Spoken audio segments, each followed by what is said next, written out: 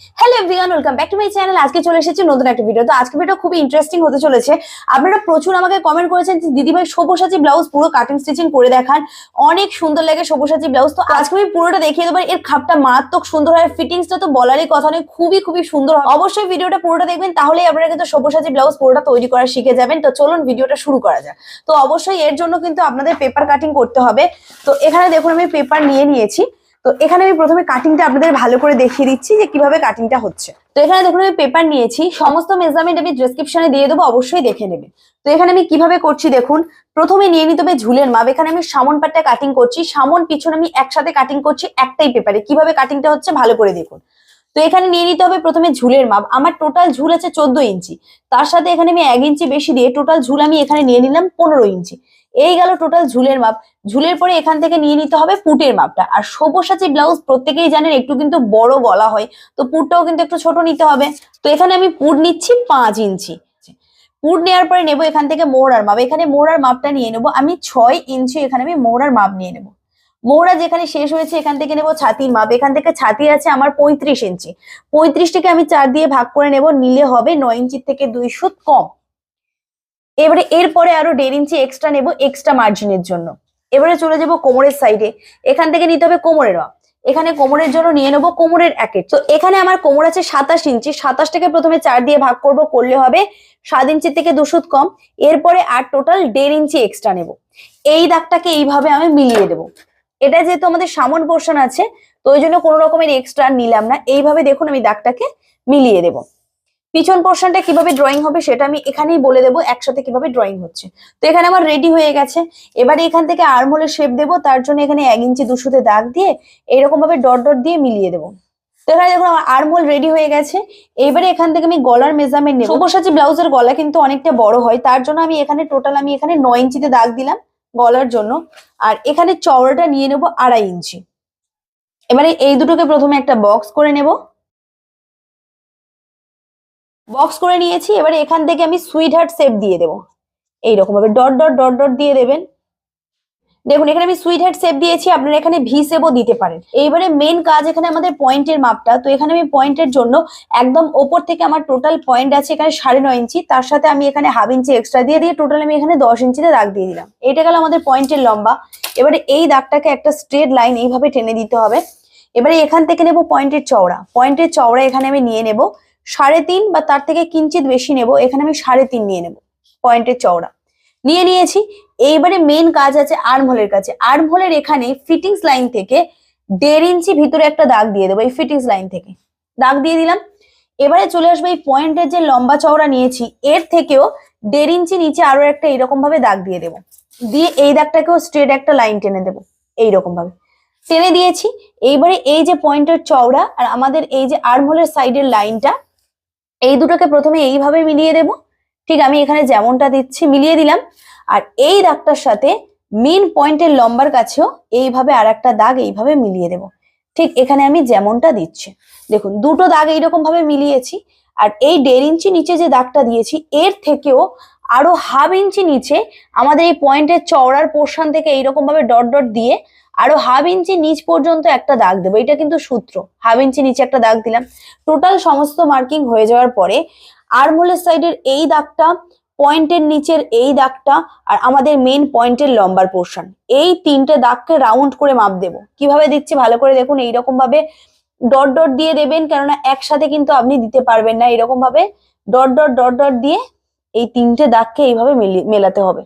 এইরকম আমি ঠিক এখানে যেমন ভাবে দিচ্ছি দেখুন, ঠিক এইরকম দেখতে পাচ্ছেন। পুরো ডট ডট দিলে খুব সুন্দরভাবে কিন্তু এখানে শেপটা উঠে আসে। তারপরে দাগটাকে এইভাবে আমি ডিপ শেপ দিয়ে দেব এইরকম। দেখুন আমার পুরো এখানে রেডি হয়ে গেছে, পুরোটা রেডি হয়ে গেছে। এইবারে এখানে একটা কাজ আছে। এই যে আমাদের এই পোর্শনটার কাছে মেন পয়েন্টের এখানে সূচ হয়ে আছে, এখানে সূচ যেন না হয়ে থাকে। এখানে তাহলে কি করতে হবে, 1/2 ইঞ্চির মতন এইরকম ভাবে একটা রাউন্ড শেপ এইরকম তুলে দিতে হবে, যাতে এখানে কোনো সূচ না হয়ে থাকে। পুরো রেডি।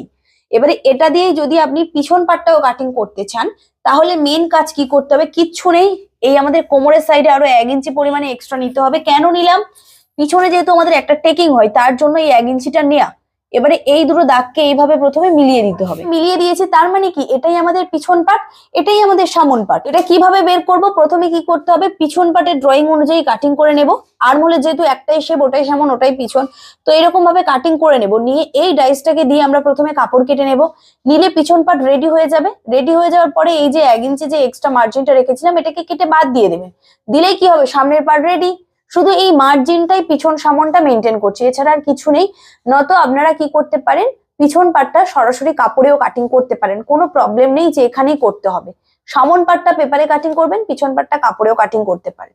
পিছন পার্টে কিছু নেই, ঝুল যা তাই হবে, পুট আর্মহোল সব একই হবে, শুধু কোমরের সাইডে 1 ইঞ্চি এক্সট্রা হয়। তো এখানে আমি সামন পার্টটাই শুধু কাটিং করছি, পিছন পার্টটা আমি কাপড়ে কাটিং করব।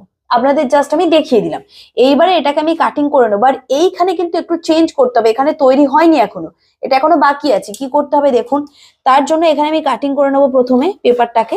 তো এরকম ভাবে দেখুন আমি কাটিং করে নিয়েছি, এটা আমার পুরো রেডি। এইবারে এখানে সমস্ত ড্রয়িংটা কাটিং করে নেবো, এখানে গলা থেকে শুরু করে সবকিছু কাটিং করে নেবো। এখানে গলাটা কাটিং করলাম, আর এবারে এই শেপটাকে কাটিং করব। এটা কাটিং করলাম, এটা আমাদের বেল্ট পার্ট রেডি হয়ে গেছে। এবারে এখানে এই রাউন্ড শেপটাকে কাটিং করব, এই শেপটা। এখানেও আমি এটা কাটিং করে নিয়েছি, দেখতে পাচ্ছেন পুরোটা রেডি হয়ে গেছে। কেমন দেখাচ্ছে এখানে দেখিয়ে দিচ্ছি, দেখুন ঠিক এই রকমটা দেখাচ্ছে। এই পার্টটাতে শুধু চেঞ্জ করতে হবে, আর কোথাও কিছু চেঞ্জ করতে হবে না। এই নিচের পার্টটা, এই পার্টটা হচ্ছে মেইন পার্ট, এটাকে শুধু চেঞ্জ করব, মানে একটু বাড়াতে হবে, বাদ বাকি কোথাও বাড়াতে হবে না। পুরোটা রেডি হয়ে গেছে। এইটা আমি কিভাবে বাড়াচ্ছি এটা একটু দেখে নিন। তো এটাকে বাড়ানোর জন্য এরকম একটা পেপার নিয়েছি। এবার এটাকে নিয়ে কেউ কিন্তু স্ট্রেটে এইভাবে রাখবেন না, সব সময় এটাকে এরকম একটু তিরছা ভাবে রাখবেন। ঠিক আমি এখানে যেমনটা রাখছি দেখতে পাচ্ছেন, কোণ করে একটুখানি রাখতে হবে। এই কোণ করে রাখার পরে এখানে শুধু একটাই কাজ আছে, বেশি কিছু নেই। আপনি চাইলে এখানে প্রথমে এটাকে পিন করে রাখবেন যাতে এটা সরে না যায়। পিন করে রাখার পরে এই ডাইসটার ছাপ তুলে নিতে হবে। এই রাউন্ডের নিচের রাউন্ড পোর্শনটা ছাপ তুলে নেবেন এইভাবে। এখানে দেখুন ছাপ তোলা হয়ে গেছে।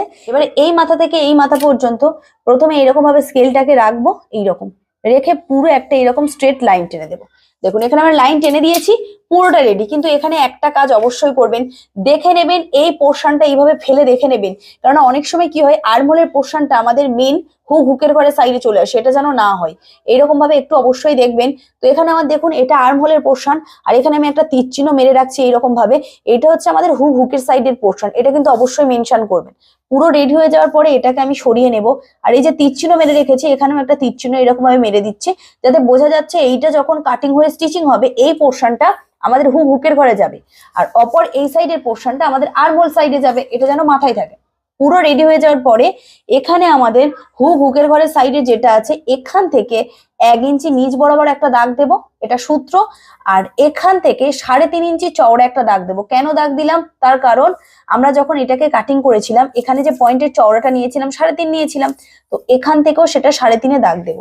এখানে আর কিছুই নেই। এবার এরকম ভাবে স্কেলটা নেব, নিয়ে এইরকম ভাবে দাগটাকে মিলিয়ে দেবো 3.5 পর্যন্ত, এইরকম ভাবে হালকা রাউন্ড করে মিলিয়ে দেবো। ব্যাস এখানে আমার রেডি, পুরোটা হয়ে গেছে। এবার আমি কাটিং করে নেবো এইটা, যেমনটা এখানে ড্রয়িংটা করেছি। তো এখানে দেখুন সম্পূর্ণ রেডি হয়ে গেছে। এটাকে আমরা বাড়িয়ে নিয়েছি, এইটার কিন্তু আর কোনো প্রয়োজন নেই, এটা কিন্তু পুরো ফেলে দেবো। আর এখানে আমি তীর চিহ্ন মেরে রেখেছি, তার মানে মাথায় থাকবে এটা আমাদের হুকের ঘরের সাইডে জয়েন্ট হবে, তারপরে এইভাবে জয়েন্ট হয়ে এটা এই ধারে চলে যাবে। তো একদম দেখুন পুরোটা রেডি করে নিয়েছি, আর এটা হচ্ছে আমাদের বেল্ট পোর্শন। তো ঠিক এই রকমটা হবে, এটা যখন স্টিচিং করব খুব সুন্দর হবে, আর নিচে বেল্ট থাকবে। এখানে এবারে একটাই কাজ আছে, এখানে তেমন কিছু নেই। এখানে কিন্তু প্রত্যেকটা জায়গায় আপনাকে সেলাই মার্জিনটা কিন্তু মাস্ট নিতে হবে, কারণ এখানে কোনো সেলাই মার্জিন নেই। তো এখানে পুরোটা রেডি হয়ে গেছে, তৈরি হওয়ার পরে কিন্তু এইরকম সুন্দর দেখাবে। আর এটা পরবর্তী ভিডিওতে আমি পুরো কাটিং স্টিচিং করে দেখাবো। আশা করবো এটা সম্পূর্ণ আপনাদের ভালো লেগেছে, পুরোটা বুঝতে পেরেছেন, যে কোনো সাইজের জন্য আপনারা করতে পারেন। আর এর কাটিং স্টিচিং এর ভিডিওটা নেক্সট ভিডিওতে আপনারা পেয়ে যাবেন। পুরো কাটিং এন্ড স্টিচিং কত কি বাড়াতে হবে A to Z দেখিয়ে দেবো। আর এইরকম সুন্দর, খুব সুন্দর, এর খাপটা খুবই সুন্দর হয়, আর পরলে অসম্ভব ভালো লাগে দেখতে। তো যদি ভিডিওটা ভালো লাগে অবশ্যই লাইক করবেন, চ্যানেলকে সাবস্ক্রাইব করতে একদমই ভুলবেন না। তো অবশ্যই আপনারা কমেন্ট করে জানাবেন আপনারা কোন টপিকে ভিডিও দেখতে চান, আপনাদের টপিক নিয়ে অবশ্যই চলে আসবো, অবশ্যই কমেন্ট করবেন। তো আজকের জন্য এই পর্যন্ত, ভিডিওটা কেমন লাগলো অবশ্যই তাও কমেন্ট করবেন। তো আজকের জন্য এই পর্যন্ত, টাটা।